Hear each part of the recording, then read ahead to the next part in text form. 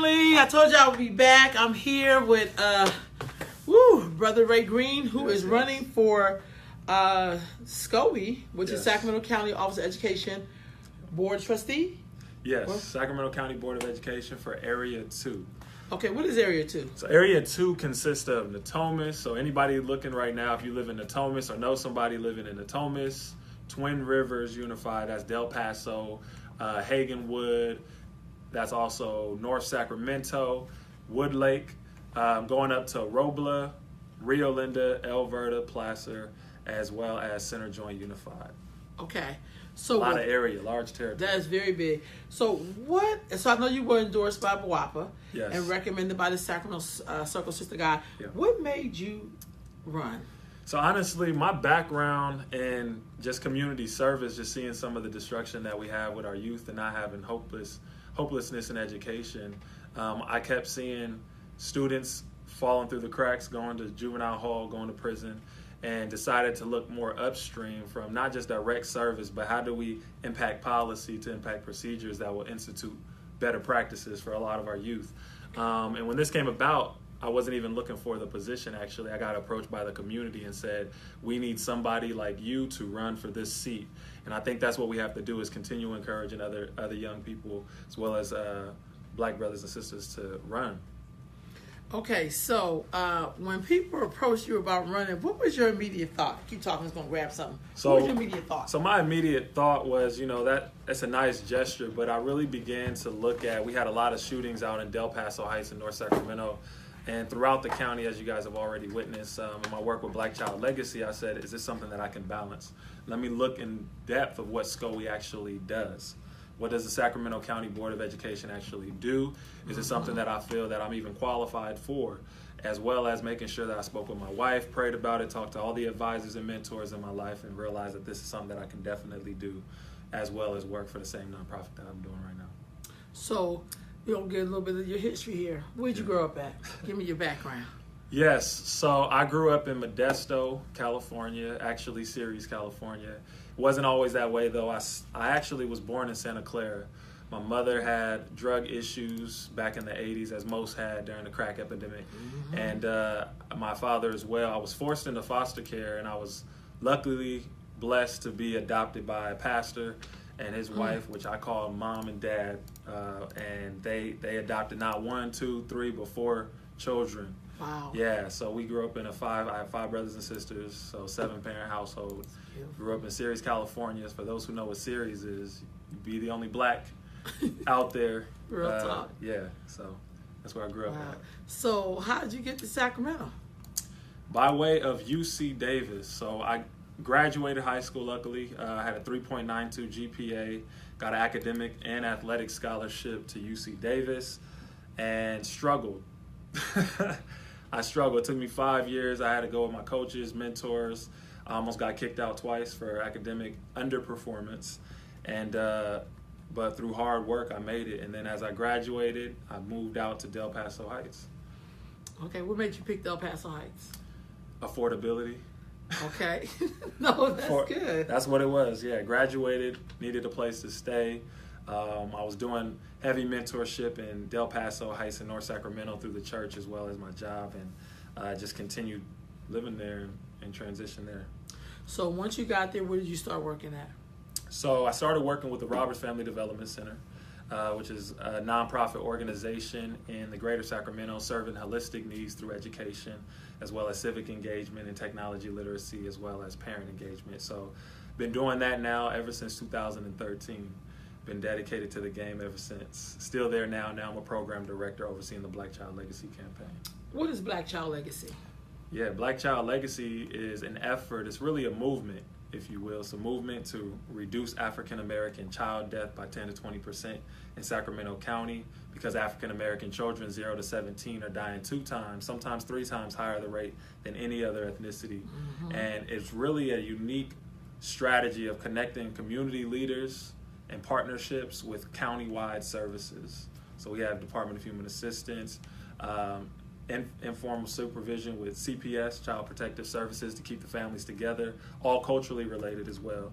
making sure that families get resources and connect communities with healthy futures so they can leave a legacy for their kids as well. Okay, so I know you also, in your work, you work with a lot of young people, because I think of SCOE and the role that I work with them. I work with a lot of the young people, but also do a lot of home visits.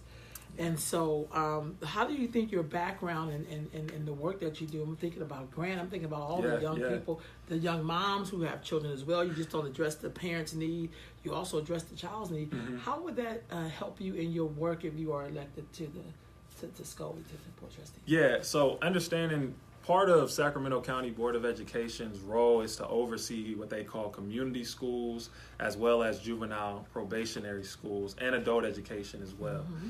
They have a lot of different other special education resources there too, but the challenge that they're faced with right now are these students who are getting forced out. As we know, we could call it school to prison pipeline, numerous of things. But I think my unique ability to be able to connect to communities like Grant, like MLK, like Robola, who has a 92% poverty rate, and understanding some of those social constructs of trauma-informed care, youth mental health services, as well as some of those wraparound, not just for the child or the teenager, but also for their family and for the mother.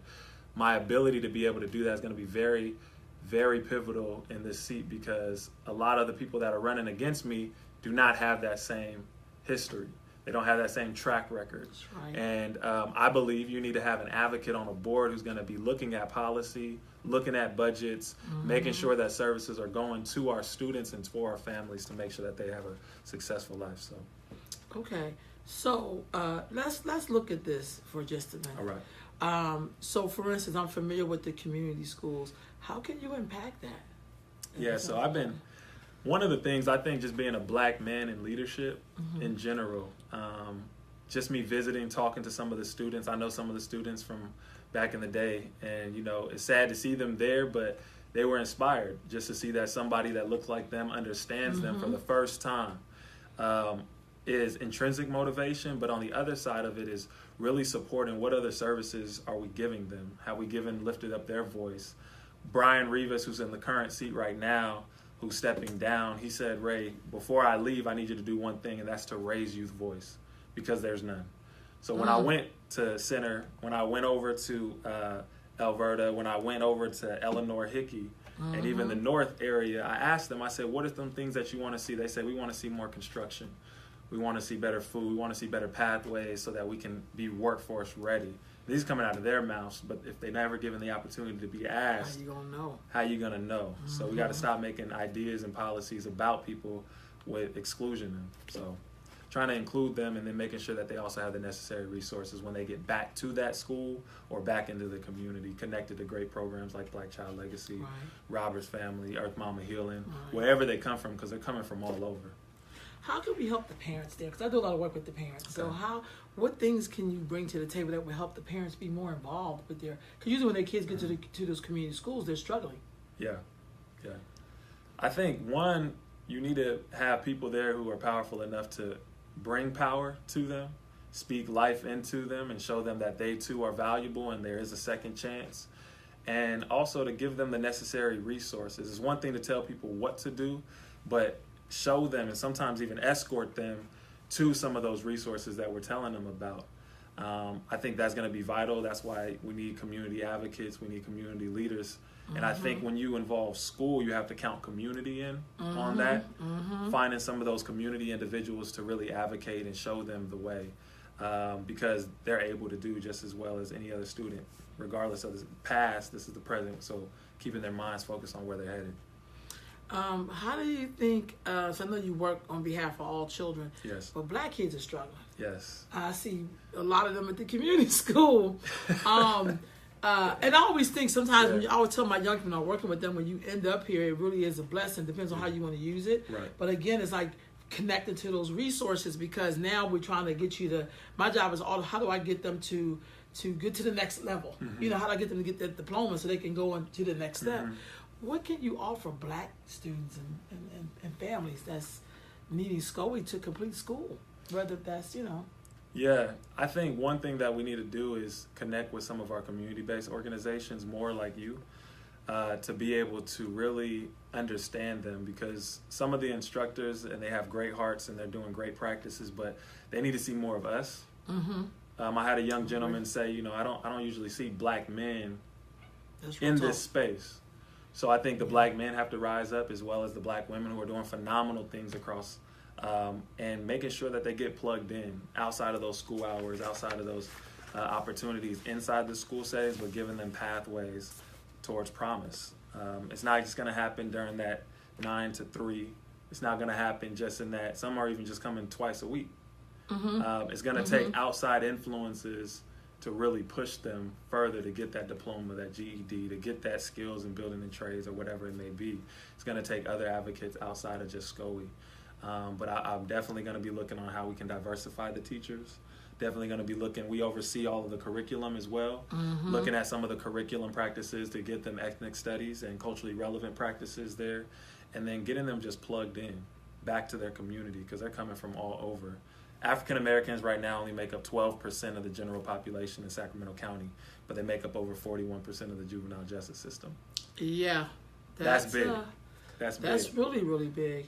How do you, in your work, Ray, sometimes I feel like black people just get overlooked.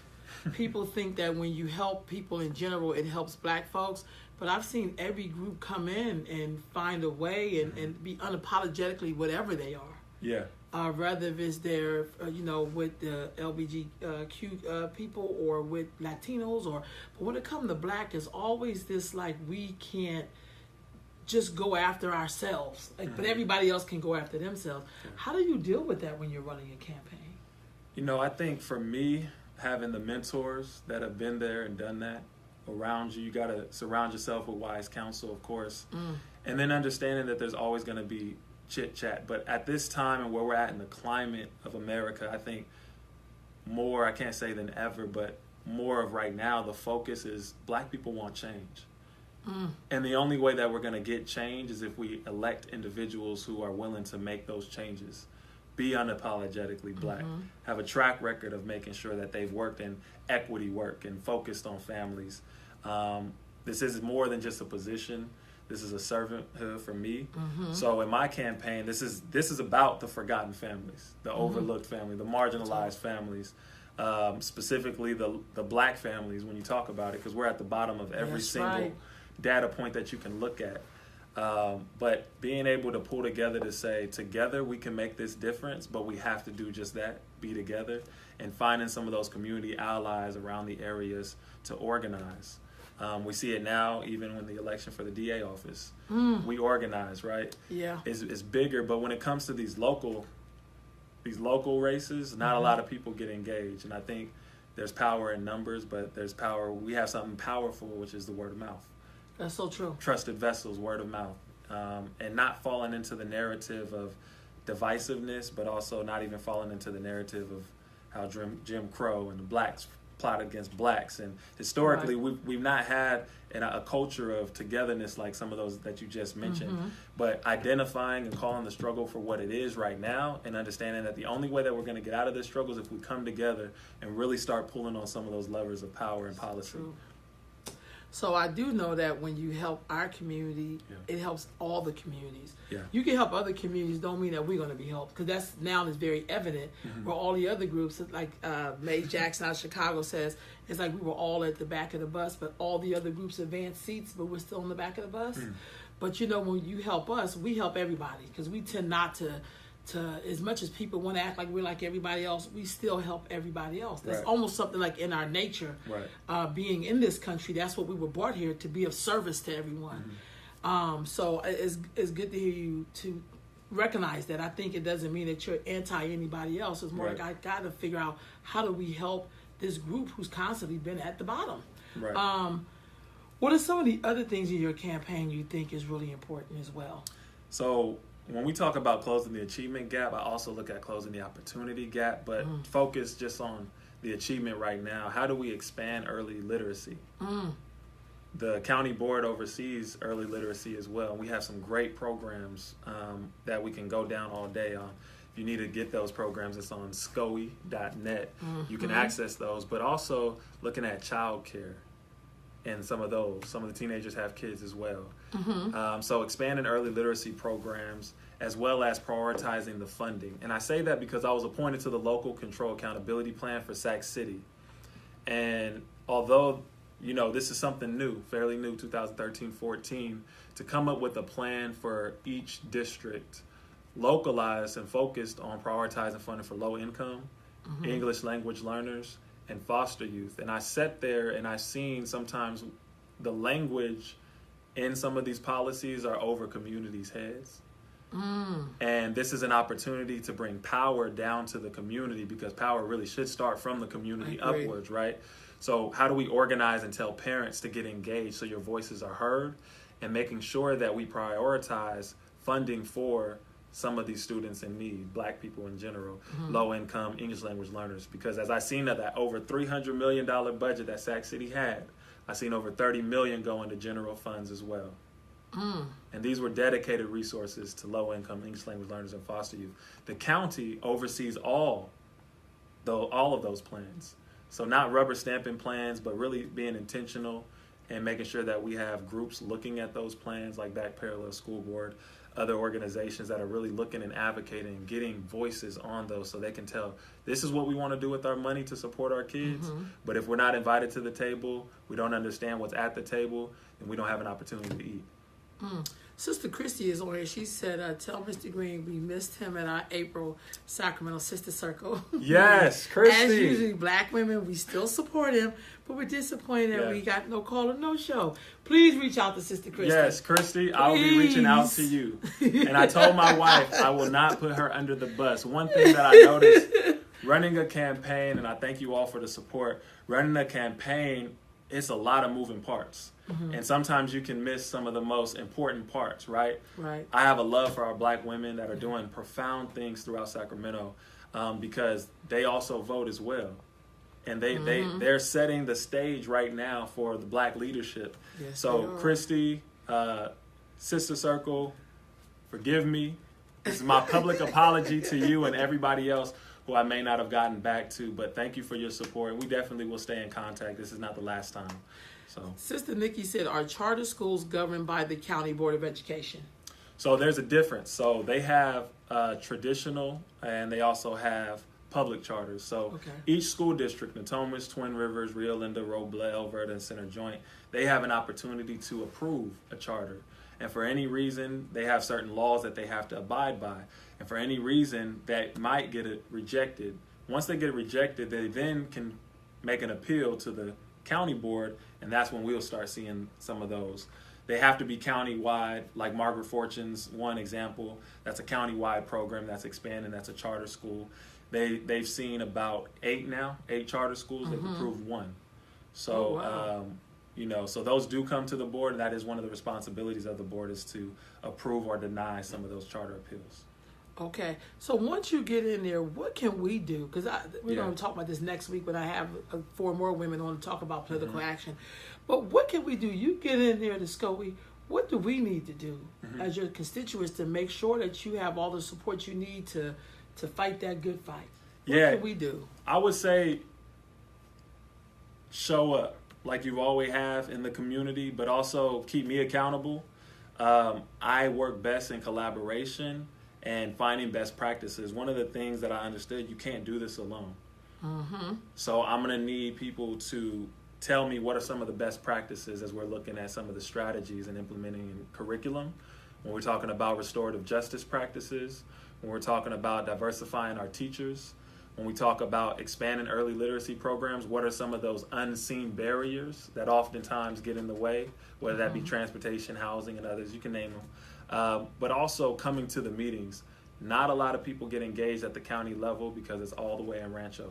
So making sure that we speak before, after, during, and really just showing up consistent, because I have an opportunity to be your voice and to be your advocate. And I, too, also am going to need everybody to be on board with bringing some of those issues at the forefront, because all the board members, although they mean well, they may not know. And it's different coming from one person, coming from a couple others. So that would definitely be one of the things I would say. Okay, one of the comments in the room says, I can see change coming. Yeah. And yes, she's going to stay with the Fortune School, so I guess her children are going to the Fortune School. Okay. Does SCOE you have to go through SCOE to get permission to do a charter school? Yeah, so if you get rejected at the school site level, the school district level, the county has an opportunity to approve your school. Once that happens, you're under our jurisdiction. So we oversee all of Margaret Fortune's schools as well. Yes. And then if we get denied there, you can also go to the state. So it's kind of like that. Okay. And somebody said they appreciate you, brother. So that's good. Vote. Thank you. Vote. Vote. Yes. Yes. So we love that. And share this. Share this video on your page, with your family, with your friends. This brother came to talk to us today to tell us, why we should support him for the seat. And I definitely, we need to support this brother. So Ray, with that said, are there any committees or committees that we should be on? Because I think sometimes like the school site council. Yeah. So in a lot of the schools I work at, I talk to parents about being on that school site council. And some of them have gotten on. Good. But I think a lot of us, I would have never known that if somebody hadn't told me. Right.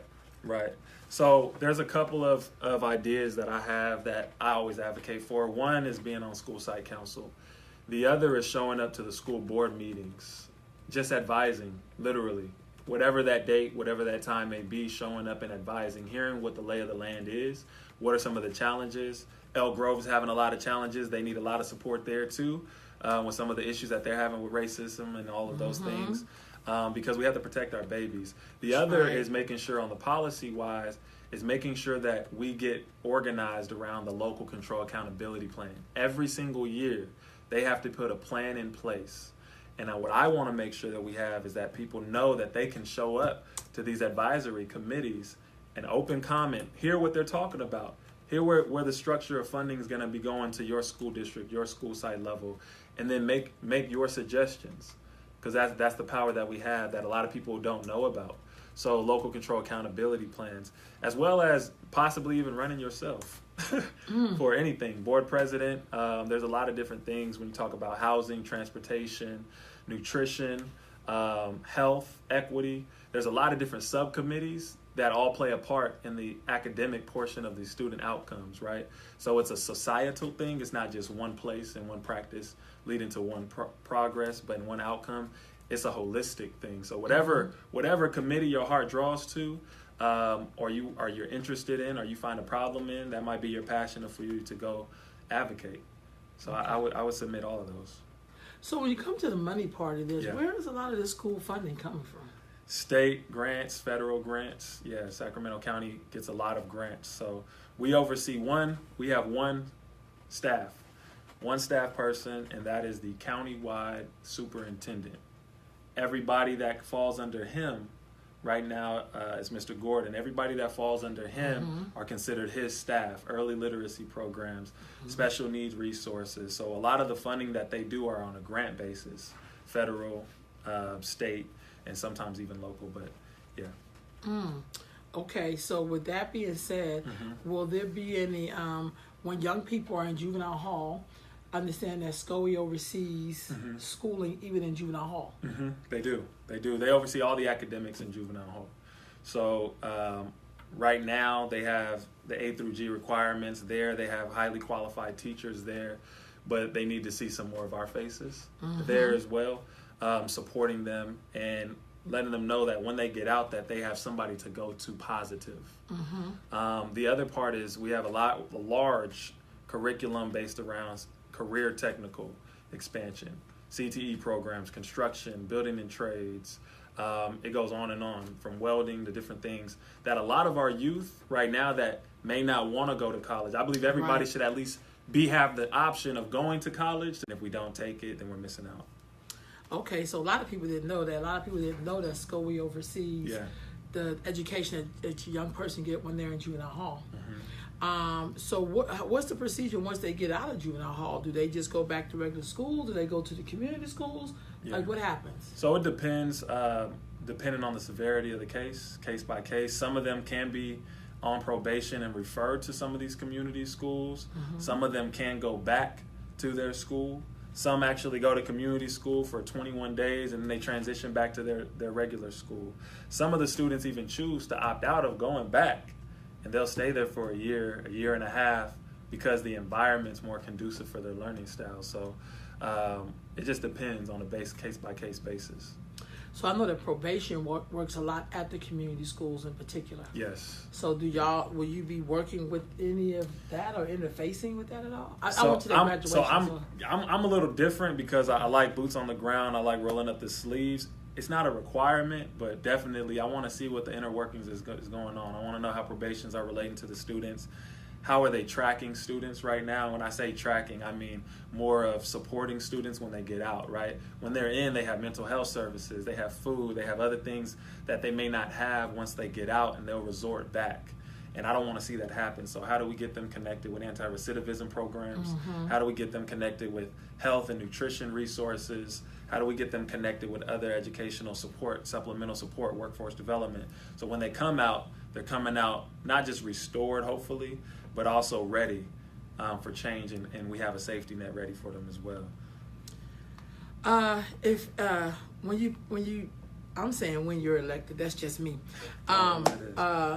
When depending on how long you stay there, what would you want your legacy to be? What would you want to be known for? Yeah, I would like to be known for somebody who was not afraid to press the envelope for change. I think a lot of times, and I'm not a traditional politician, but a lot of times people who get into office, they oftentimes get muzzled.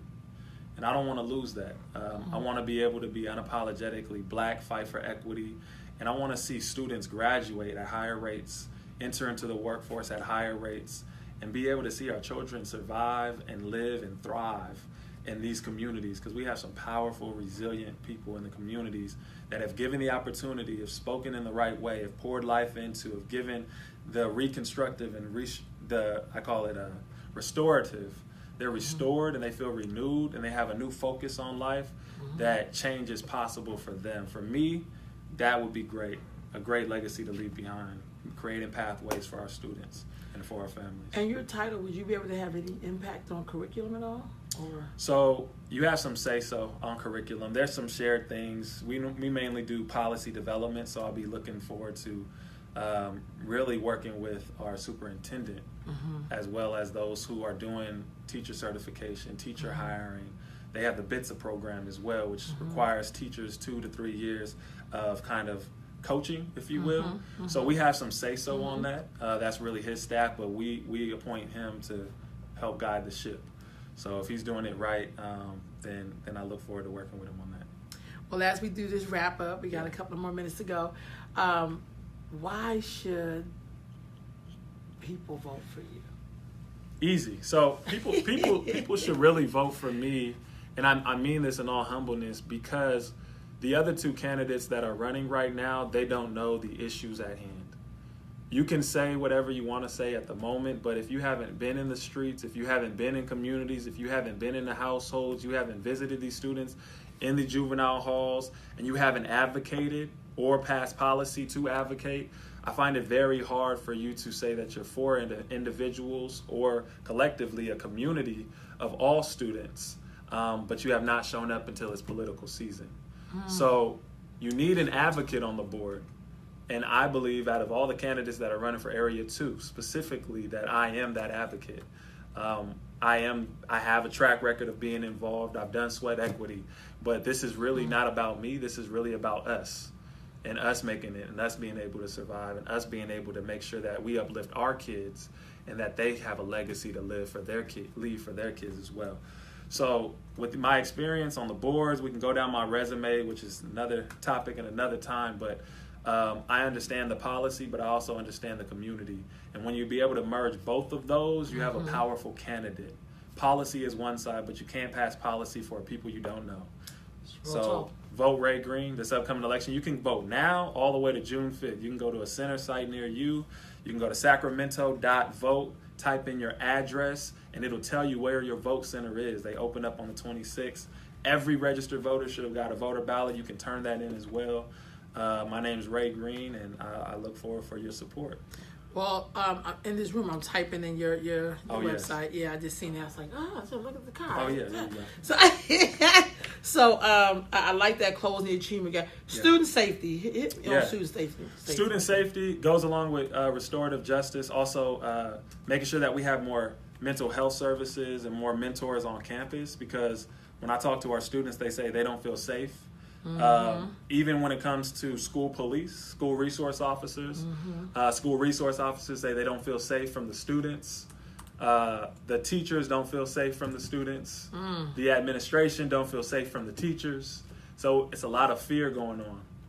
But you can't have purpose and progress for our students' outcomes if there's fear that oftentimes goes to neglect, which leads to bullying, which leads to social, emotional problems and trauma, and having more of those resources. So what I want to make sure we do is we have more mentors on campus, that we promote more health and wellness, more anti-bullying, more harassment practices, positive behavior intervention strategies, as well as making sure that we expand our mental health and social workers on site that happen to be more culturally responsive than the school resource officers are right now. So that's what I mean when I say school safety. And there's other infrastructures as well when you talk about school shootings. Luckily for us, Sacramento and California have stricter gun laws, but we can always do more. Right. Infrastructure, we have a lot of old schools that can be renovated. It's going to cost a lot of money, but infrastructure is definitely one, as well as just the internal student and the whole culture and climate of that school. So you're telling me, so we have you want to support lower expulsion rates. How is the expulsion rates right now? Yeah, so right now we have about, again, and now I'll speak for African Americans. Okay. African Americans, again, make up 12%, but we make up 28% of the expulsion rates in the county. And a lot of this happens because the teachers are afraid of students and different things like that. But if we could create a culture that's culturally relevant, take away some of those social toxicities, as well as include restorative justice practices, and understand this: if you get expelled, you have a right to appeal. The county board oversees all expulsion appeals. When I was at Eleanor Hickey, and I hope I'm not getting anybody in trouble, I'm not going to mention any names, one of the staff members there said, "Ray, I'm glad you talked about expulsions because people don't know that they can appeal. 40% of these kids shouldn't even be here. Only if their parent knew that they can appeal. But if you didn't know you had that power, you'll just go straight through the system." Right. And I need everybody to know that you can appeal, and I'll be looking forward to learning more about the process of the appeals. But if you don't know, knowledge is power. So if you're watching this, you can appeal expulsion rates, and you can challenge those, not just at your traditional school site, but also at the county level as well. I think sometimes with a lot of parents that do a lot of home visits, I think it takes a little bit more commitment than they can probably give. Yeah. Because what I also see with a lot of parents when their kids end up there, there's some other resources that they need that now is yelling out at them, but then they have to pull out some time. Right. Because also when you are challenging that, you have to put time into that. And if you're working and you're trying to take care of your kids, you may have 2 jobs, and the housing is an issue. Right. Like all of these other things that we don't even associate with school, but they show up. It shows up at school. It does. It does. So I agree with that. It's kind of like, how do we support parents? When I'm going into someone's home, the first thing I say to a parent is, because their kid's not going to school, whatever the case is, and I always say, I'm here to help you to help your child. How can I help you help them? Right. So I never say it like, why your kid ain't at school? That's my mind. Right. But with the parent, usually they're dealing with a lot of stuff. Exactly. And so that's I've been to some sorry parents, and I just think I was just like, it was so intimidating. People around the table, but also just in going to it, you learn that parents, it's hard being an educator, because you think you're just coming to teach something, but a real good teacher will be able to see some things that even though you're not necessary, that's not what you learned in school to be a teacher, but as a human being, you should be able to feel for each other and be like, I tell if you're struggling with your reading, or why you always sleeping in class, or it's like all of that other stuff. Yeah, so my wife, if she's watching this, my wife is a kindergarten teacher at one of the most disadvantaged schools. They actually rank number 1, which is not good. Who? My wife. Okay. She teaches kindergarten at Leotata Floyd Elementary. Oh, I know what that is. Across the street from the largest housing development here in Sacramento. and they experience a large amount of trauma. Uh-huh. Now, when you talk about parents, she's gone through the school and she's gone through the classes, she's gone through the training as far as the curriculum, as far as the instruction, but where it really counts, and this is just from her experience, where it really counts is how well can you connect to this parent. Yep. Parents crying, parents need food, parents need resources, so it's multiple hats. And my hat's off to every educator that's in a school site right now, because it is hard work. It's hard work. And that's one part of it, right? This is why I say it's holistic, because you need school, you need community, you need safety, and you also need just some resources in general. So that mom and dad or father or mother or guardian or auntie and uncle and grandma and pops and all of them can be able to get some rest as well, because they're experiencing a lot and they have to take on a lot. And I think when you're in a black community or any community that's been disadvantaged for years like we have, we just need to know where, we need to know when, and we also have to have those people to go out and share those resources, because there's a lot of resources, but people don't know where to access them at, and a lot of them don't feel comfortable accessing them alone, but being okay with taking them to those resources is definitely part of it. How can we support you? One, by voting, getting out the word. You can go to voteraygreen.com. You can also contribute, because politics costs a lot of money.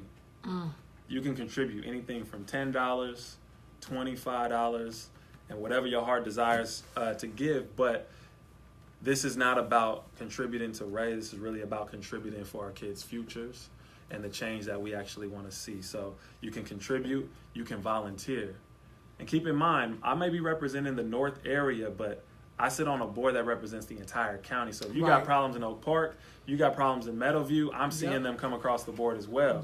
So if you live there and you say, I can't get involved because that's in the North area, I don't want to get you mistaken. You can still advocate. You can still share social media blasts. Follow me on Facebook, Vote Ray Green. Follow me on Instagram, same thing. And you can share this, because people need to be aware that we actually have black candidates running. That's so true. Yeah. And especially black candidates that we trust. And vote. Yes. Sister Nikki said, can we have jobs on campus for parents-only positions? And I was coming up with a lot of parents. My mom volunteered. My mom had 2 jobs, but she still volunteered. Yeah. Which is why I connected full of school.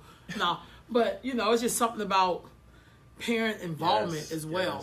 Yeah, parent involvement is always key. So what Natomas and Twin Rivers done really cool, I think Sac City may have done it as well, is they're looking for parent advocates on school campuses, para-educators, yard duties, lunch. There's a lot of different areas to be involved in at the school site level, and they know that they can only get it from the parents. Real talk. So go to one of their websites, Natomas, Twin Rivers, Sac City, and elsewhere, and just check. See what some of those options for you are, because not only are you going to be there in those positions, but you also get paid. That's true. To check on your baby and others. That's right. You get paid as well. So there's a lot of options out there. Well, Ray, thank you so much for coming in, talking to me. Yeah. People are sharing the video. Yes. Still post your questions and comments, because Ray will go to this video and answer any of your this individual answer. Will do. And get the word out. This is a brother that we need in this position. I always say, if you're complaining and not doing that, you probably shouldn't be complaining. But normally people don't complain. If you're doing something, you just try to figure out how do we make it past the next step. Yeah. You may pout a little bit, but for the most part, you kind of doing that, working and walking at the same time, but you're trying to figure it out. And he is part of the solution. So you got to go and check out Brother Ray, vote for him, take your grandmama, your sister, your brother, make sure they register, make sure, walk them in, early in the morning. I like voting as early as I can. I be in there with the senior citizens. I love it. And they be talking. I'll be getting information while I'm standing there too, but please go vote for this Brother Ray. The website is voteraygreen.com. Y'all, he needs your support. We need him to support us, so we got to support him. Thank you so much. Any closing remarks for you? Thank you. I would close out with this. Make sure that you do vote. Your voice definitely needs to be heard. For those who are out there saying, I don't need a vote, nobody hears my voice, believe me, every vote counts. And we now have opportunity to vote more ways and more days, so really take advantage of that. And vote candidates like myself who are advocates for the community first, before advocates for the seat.